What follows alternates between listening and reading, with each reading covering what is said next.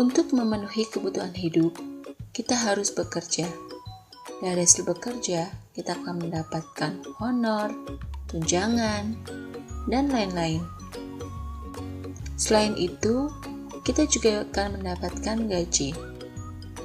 Kita juga bisa mendapatkan uang atau pemasukan dari lembaga. Lembaga tersebut seperti bank, BMT, koperasi, dan lain-lain.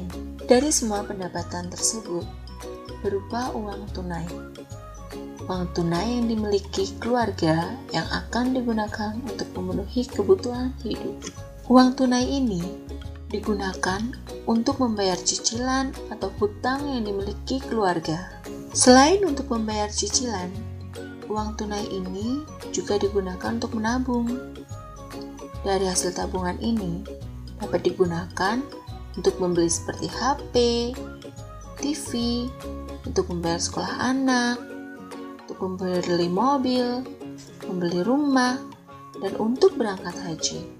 Uang hasil tabungan tidak hanya digunakan untuk membeli maupun membayar keperluan, tetapi uang hasil tabungan ini dapat digunakan untuk berinvestasi, karena kita perlu memikirkan alternatif usaha yang dapat mendatangkan tambahan pendapatan untuk menutup bertambahnya kebutuhan. Investasi dapat berupa bisnis, properti, maupun reksadana. Hasil dari berinvestasi ini nantinya akan menjadi salah satu sumber pendapatan atau penghasilan individu maupun keluarga yang berupa uang tunai. Dari semua pendapatan yang diperoleh ini dapat digunakan untuk memenuhi kebutuhan primer. Kebutuhan primer adalah kebutuhan pokok. Kebutuhan primer ini seperti membayar tagihan listrik, membayar sekolah, untuk membeli pulsa telepon, dapat digunakan juga untuk membayar rumah, membeli bensin, untuk makan, dan untuk beramal. Dari hasil pendapatan juga dapat digunakan untuk memenuhi kebutuhan sekunder atau pengeluaran sekunder. Kebutuhan sekunder adalah kebutuhan yang belum mendesak dan kebutuhan yang dapat menunjang kebutuhan primer seperti membeli buku, untuk olahraga atau gym, dan untuk liburan bersama keluarga.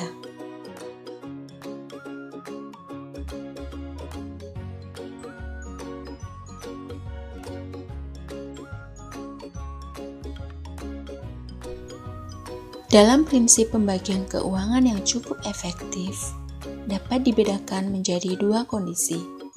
Kondisi yang pertama, jika kita sedang mempunyai hutang, aliran kas keluarga adalah alir kas 1, merupakan total semua pendapatan yang dimiliki, untuk selanjutnya dialokasikan ke kebutuhan yang lainnya. Alir kas 2, dari pendapatan dialokasikan maksimal 30% dari pendapatan untuk membayar cicilan atau hutang yang dimiliki.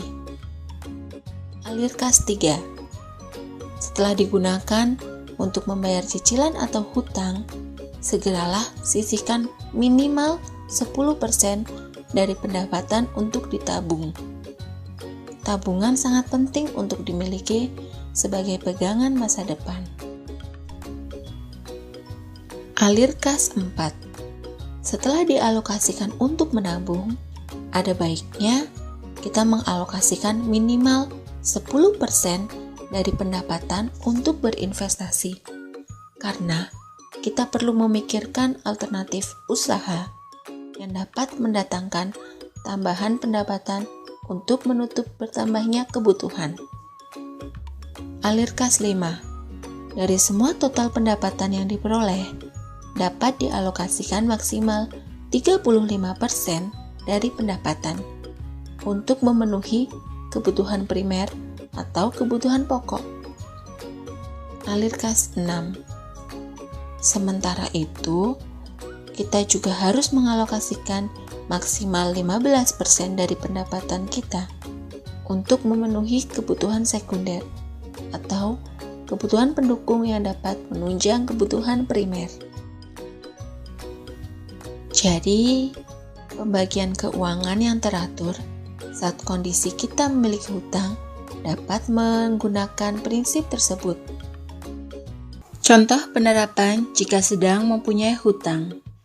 Saat keluarga Pak Andi mempunyai hutang, maka pembagian kas keluarga yang dilakukan adalah sebagai berikut. Total pendapatan yang diperoleh keluarga Pak Andi sebesar 10 juta. Maka, Pak Andi harus mengalokasikan semua pendapatan tersebut ke kebutuhan yang lain. Pak Andi harus menyisihkan maksimal 30% atau senilai 3 juta untuk membayar cicilan atau hutang yang dimiliki. Setelah digunakan untuk membayar cicilan atau hutang, Pak Andi harus menyisihkan minimal 10% atau senilai 1 juta dari pendapatan untuk ditabung. Selanjutnya, untuk berinvestasi, Pak Andi harus mengalokasikan minimal 10% atau senilai 1 juta dari pendapatan untuk berinvestasi. Dari semua pendapatan, Pak Andi harus mengalokasikan maksimal 35% atau senilai 3.500.000 dari pendapatan untuk memenuhi kebutuhan primer atau kebutuhan pokok. Sementara itu, Pak Andi juga harus mengalokasikan maksimal 15% atau senilai 1.500.000 dari pendapatan untuk memenuhi kebutuhan sekunder atau kebutuhan pendukung. Kondisi kedua, jika tidak mempunyai hutang, aliran kas keluarga adalah alir kas 1, merupakan total semua pendapatan yang dimiliki, untuk selanjutnya dialokasikan ke kebutuhan yang lain. Alir kas 3, segera sisihkan minimal 20% dari pendapatan untuk ditabung. Tabungan sangat penting untuk dimiliki sebagai pegangan masa depan. Alir kas 4, setelah dialokasikan untuk menabung, ada baiknya Anda mengalokasikan minimal 10% dari pendapatan untuk berinvestasi. Karena kita perlu memikirkan alternatif usaha yang dapat mendatangkan tambahan pendapatan untuk menutup bertambahnya kebutuhan. Alir kas 5, dari semua total pendapatan yang diperoleh, dapat dialokasikan maksimal 50% dari pendapatan untuk memenuhi kebutuhan primer atau kebutuhan pokok.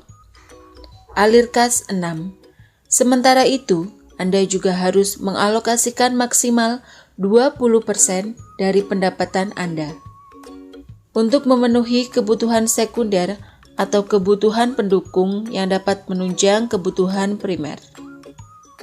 Jadi, pembagian keuangan yang teratur saat kondisi kita sedang tidak memiliki hutang dapat menerapkan prinsip pembagian tersebut. Contoh penerapan jika tidak mempunyai hutang.